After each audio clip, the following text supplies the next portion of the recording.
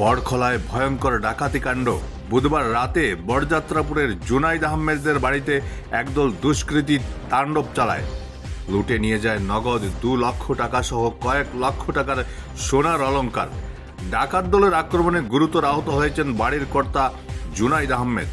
বুধবার রাত 2টা নাগাদ 10 জনের এক বন্দুকধারী ডাকাত দল হানা দেয় ব্যবসায়ী জুনাইদ আহমেদের বাড়িতে।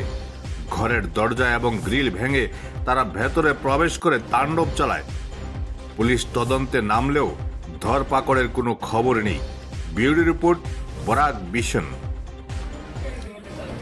গতকাল রাত্রে আমাদের বড়খলা সমষ্টির অন্তর্গত বরযাত্রাপুর গ্রামের একজন ব্যবসায়ী জুনাইদ আহমেদ লস্করের ঘরে একটি দুঃসাহসিক চুরি হয়েছে।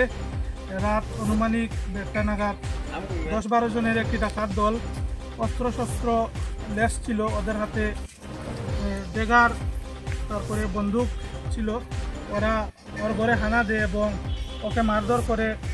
ওর স্ত্রী এবং মা, ছোটো একটি বাচ্চা ছিল, ওকে মারধর করে, ওকে বেঁধে তারপরে অন্তত আধা ঘন্টা ওর ঘরে ডাকাতি করে পালিয়ে যায়।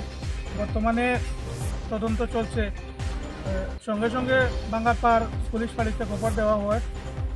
ওইখান থেকে পুলিশ বাহিনী এসে তল্লাশি চালিয়ে যান, কিন্তু এখন পর্যন্ত কোনো হদিশ পাওয়া যায়নি।